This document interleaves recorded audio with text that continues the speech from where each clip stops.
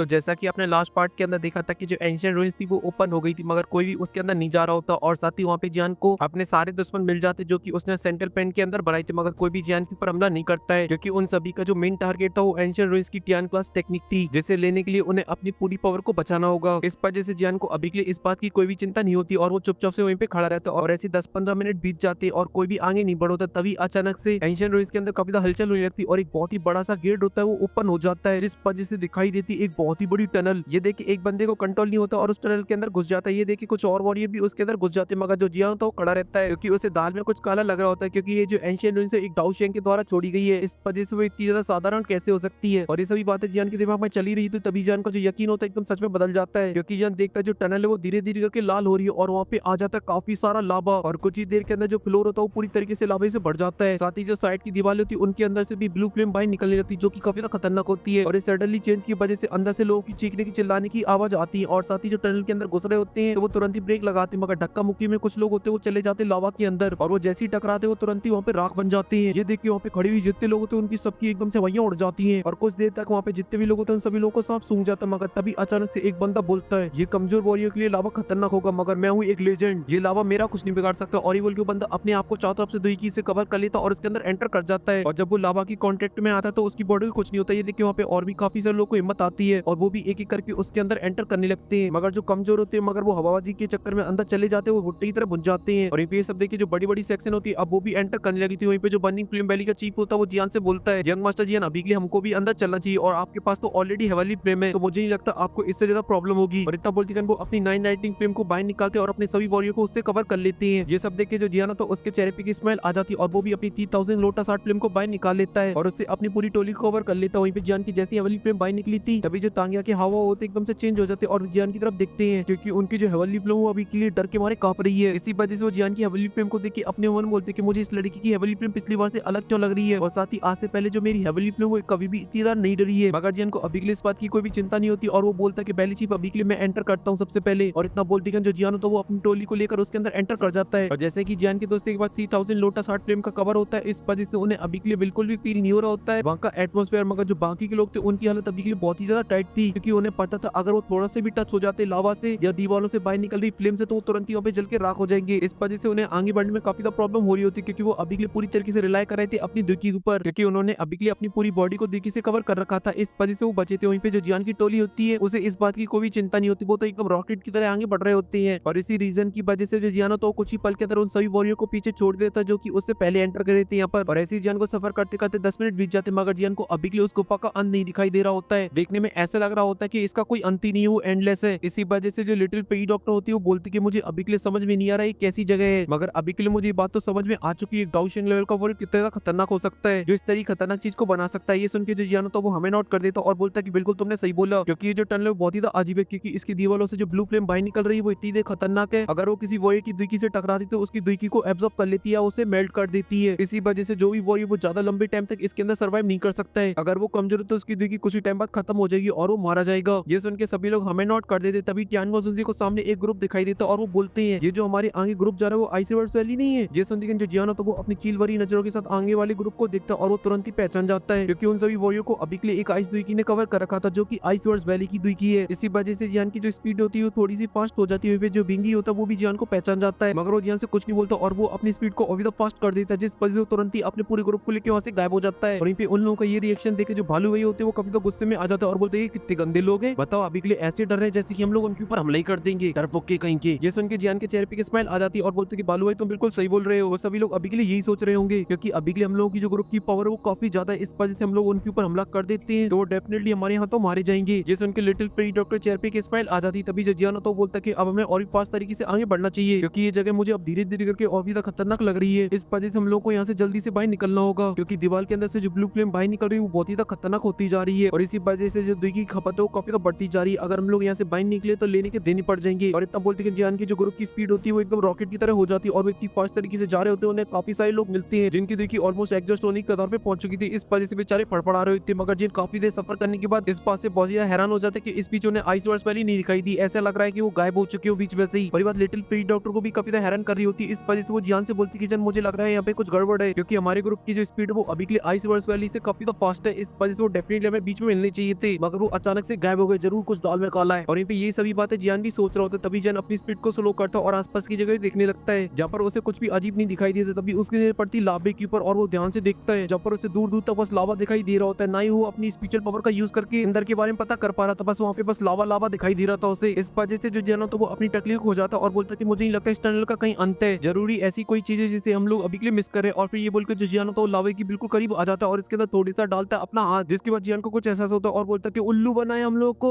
ये टनल कहीं नहीं जाती, अगर हम लोग इसे फॉलो करते हुए जाते तो डेफिनेटली एक दिन जरूर मारे जाएंगे, क्योंकि एक टाइम बाद जो हमारी दिखी वो खत्म हो जाएगी। ये सुन के जो जियान का ग्रुप होता है काफी ज्यादा हैरान हो जाता है और बोलता है तो फिर क्या करें, क्योंकि जो साइड की दीवार है वो इतनी ज्यादा स्ट्रॉन्ग है जिन्हें हम लोग नहीं तोड़ सकते हैं, क्योंकि इनको बनाने के लिए जो पत्थर का यूज किया वो बहुत ही ज्यादा अजीब तरीके का पत्थर है, आज से पहले हम लोगों ने कभी नहीं देखा है। तभी जो जियान होता है वो बोलता है कि अभी के लिए जो आइस रिवर्स वैली वो हम लोगों से ऑलरेडी काफी पीछे छूट चुकी है, हम लोग सबसे आगे है। बस छोटी सी प्रॉब्लम ये कि अभी के लिए आइस रिवर्स वैली सही रास्ते को ढूंढ लिया है और वो सही रास्ता है ये मैग्मा, क्योंकि बाकी की तीनों तरफ ऐसी दीवार है जिन्हें हम लोग अपनी पूरी पावर लगाकर भी नहीं तोड़ सकते हैं। इस वजह से जो सही रास्ता वो मैग्मा। ये सुन के सभी लोग एकदम से हैरान हो जाते और बोलते क्या बोल रहे हो जियान, इस मैग्मा के अंदर गए तो हम लोग का फ्रेंच फ्राइज बन जाएगा। ये सुन के जियान बोलता है ऐसा बिल्कुल भी नहीं है, जो आइस रिवर्स वैली वो हम लोगों से पास इसलिए जारी होती है क्योंकि उन्हें इस जगह की मिस्ट्री के बारे में पता चल चुका था, इस वजह से वो हम लोगों को नहीं बताना चाहते थे। और इतना बोलते जो जियान तो वो अपनी हेवनली फ्लेम को और भी ज्यादा लपेट लेता अपनी बॉडी के ऊपर और कूद जाता उस मैग्मा के अंदर अपनी पूरी टोली को लेकर और बहुत ही फास्ट तरीके से उस मैग्मा के अंदर जाने लगता और वहाँ का जो टेम्परेचर होता है वो बहुत ही ज्यादा होता है, मगर अभी के लिए सभी लोगों को हेवनली फ्लेम में कवर कर रखा होता है, इस वजह से जो मैग्मा होता है उनकी बॉडी को बिल्कुल भी नुकसान नहीं पहुंचा पा रहा होता है। और वो 1 मिनट बाद ही उस मैग्मा से बाहर निकल आते, जिसके बाद वो आसमान की तरफ देखते जहाँ पर जो मैग्मा होता है वो आसमान में फ्लोट कर रहा होता है। ये सब देख के जियान बोलता है सच में ये डाउशिंग लेवल का वॉरियर तो बड़ा चतुरा था, बताओ कितना तगड़ा सिस्टम सेट कर रखा है इसने, अगर कोई जिया जैसा पागल बंदा हो तो यहीं पे घूमता रहेगा और मारा जाएगा। जिस उनके जो लिटिल फ्री डॉक्टर और बाकी के लोग होते हैं वो हंसने लगते। तभी जो जियान होता है वो सामने की तरफ देखता जहाँ पर उसे कुछ लोग दिखाई देते हैं, वो तुरंत ही अपने सभी साथियों से बोलते कि चलो हम भी वहाँ पे चलते हैं। और ये बोलते कि जियान का ग्रुप वहाँ पे तुरंत ही पहुंच जाता है, जिसके बाद वो अपनी पूरी टोली से बोलते कि अभी के लिए हम लोग का जो मेन टारगेट है वो बेबी सोल फूड है, इस पर हम लोगों को सिर्फ उस पर फोकस करना है और अगर वो हम लोगों को मिल जाती तो हम लोग ट्राई करेंगे 10 क्लास टेक्निकली, उससे पहले इन लोगों को ही लड़ने देना। ये सुन के वो सभी लोग हमें नोट कर देते। तभी जो जियान होता है जिया की तरफ देखता और बोलता है हम लोग जैसे ही एंशिएंट रूइंस के अंदर एंटर करेंगे तो तुरंत ही तुम अपनी नाक का यूज करना जो तुम्हारी असली पावर है और इस रियर बेबी सोल फूड को ढूंढ लेना। ये सुन के जिया होती वो ही करके हंस लगती और बोलती कि तुम बिल्कुल भी चिंता मत करो, बिग सिस्टर कायलिन के साथ मैंने इतनी ज्यादा चोरियां की, इस वजह से मुझे बहुत ही ज्यादा आइडिया हो चुका है, इस वजह से मैं तुरंत ही उसके बारे में पता लगा लूंगी। ये सुन के जो जियान होता है वो जिया के सर को रब करता और बोलता कि मुझे पता है नन्ही शैतान, और चलते चलते उन सभी लोगों के पास पहुंच जाता है जहाँ पे बाकी के लोग खड़े हुए थे, जिनमें से विंड लाइटिंग पेविलियन होती है, फिनिक्स ट्राइब होती है, आइसबर्ग्स वैली होती है और साथ ही प्रोफाउंड ज़ुआन सेक्टरी। वहीं पे जो विंगी होता है वो जियान को देख के काफी ज्यादा हैरान हो जाता है और बोलता मुझे नहीं लगा था कि इतनी जल्दी ये लड़का इस टनल की मिस्ट्री को पहचान लेगा। मगर वहीं पे जो जियान होता है उन लोगों को ऐसे इग्नोर मारता जैसे कि स्टूडियो अभी के लिए क्वीन मेडुसा और जाओ जाओ को मार रहा है और वो देखता है सामने जहाँ पर उसे एक बहुत ही बड़ा गेट दिखाई देता है, मगर वो चीज इतनी ज्यादा अटैक नहीं करती, अटैक करती उसे वहाँ पे खड़ी हुई 10 फिगर जो कि फर्स्ट टाइम देखने में ऐसे लग रहे होते जैसे कि वहाँ पे कुछ मूर्तियां खड़ी हुई, मगर जियान उन्हें बहुत ही अच्छे से पहचान जाता है क्योंकि जियान के पास उन जैसी एक चीज है और वो बोलता है इसका डीमन पपेट, ये तो तुम्हारे छोटे भाई जैसे, क्योंकि अभी के लिए इनका जो लेवल वो डाउजन की पीक पर होगा और ये सभी के सभी डीमन पपेट, मगर अभी के लिए इन सभी जल्लादों के लिए पपेटों को रोकना कोई बहुत बड़ी बात नहीं होनी चाहिए क्योंकि ये बहुत ही ज्यादा कमजोर है इन लोगों के सामने। वहीं पे ये सब देखे जो लिटिल फ्री डॉक्टर होती है बोलती कि मुझे अभी के लिए ऐसा लग रहा है इस गेट के पीछे ये असली एंशिएंट रूइंस, जैसे उनकी जान बोलता है सही पकड़े हैं, मगर अभी के लिए मुझे इस गेट के अंदर एक स्पिरिचुअल प्रेशर फील हो रहा है, इस वजह से मुझे ऐसा लगता है इस गेट को ओपन करने के लिए पपेटों की जरूरत पड़ेगी। जैसे उनके टियानवाज़ से बोलते कि तुमने सही बोला, मगर अभी के लिए हम लोगों को यहीं पे खड़े होकर नजारे को देखना चाहिए क्योंकि इस एंशिएंट रूइंस के अंदर अपनी खानदानी जायदाद के कागजात थोड़ी ना पड़ी है, इस वजह से हम लोग को यहाँ पे कोई भी जल्दबाजी नहीं करनी चाहिए, इन लोगों को एक्शन लेने दो। जैसे उनके जो जियान होता है वो भी हमें नोट कर देता और चुपचाप से वहीं पे खड़ा हो जाता है और यहाँ पे जो बाकी के लोग होते हैं वो भी खड़े रहते, कोई भी आगे नहीं बढ़ होता है। इस वजह से एक बंदे का जो पेशेंस होता है वो टूट जाता है और बोलता सारे डरपोक को भाइयों में मेहंदी लगा रखी है जो डर के बारे आगे नहीं बढ़ रहे, इस वजह से अब मुझे ही आगे बढ़ना पड़ेगा। और ये बोलती वो अपने ऑरियो को रिलीज कर देता जिससे देख के कोई बता सकता है ये बंदा डाउजूंग पर है। वहीं पे जियान की टोली की नजर भी उस बंदे के ऊपर पड़ती और जियान पहचान जाता है ये बंदा डाउजूंग लेवल की 1 स्टार पर है, मगर ये अभी के लिए ये नहीं पहचान पा ये बंदा कौन से क्लैन से है। मगर ये ज्यादा हैरानी की भी नहीं क्योंकि सेंट्रल बैंड के अंदर बहुत सारी पावरफुल लोग पड़ी हैं और बहुत सारी पावरफुल सेक्शन है जो कि पॉपुलर सेक्शनों से भी काफी ज्यादा पावरफुल है, जैसे कि wind lighting Pavilion, ice reverse valley. और ये पे जो बुड्ढा होते तुम छाती चौड़ी करती हो उन पपेटों की तरफ आगे बढ़ रहा होता है, तभी वो जैसी पपेटों के पास पहुंचता है तभी पपेटों के अंदर एकदम से हलचल होने लगती है और उनकी जो आंखें होती है एकदम से चमक उठती है और फिर एक पल की देरी ना करते हुए सीधा बुड्ढे के ऊपर हमला कर देते हुए बुड्ढा उनको अपनी तरफ आती हुई हंसने लगता और बोलता है ये 2 कौड़ी के पपेट मेरा रास्ता रोकने के लिए बहुत ही कमजोर और अपने एक पंच बनाता और उस पपेट में जड़ देता, जिस वजह से जो पपेट होता है वहां से 10 कदम पीछे चला जाता है तो बाकी की पपेट भी आके इसके ऊपर हमला करते मगर वो बहुत ही आसानी सभी को पीछे ढकेल देता है। वहीं पे सब देखिए जियान हंसने लगता है और बोलता है क्या बात है बुड्ढे में बहुत दम है, पक्का सिला जीत ले रहा है।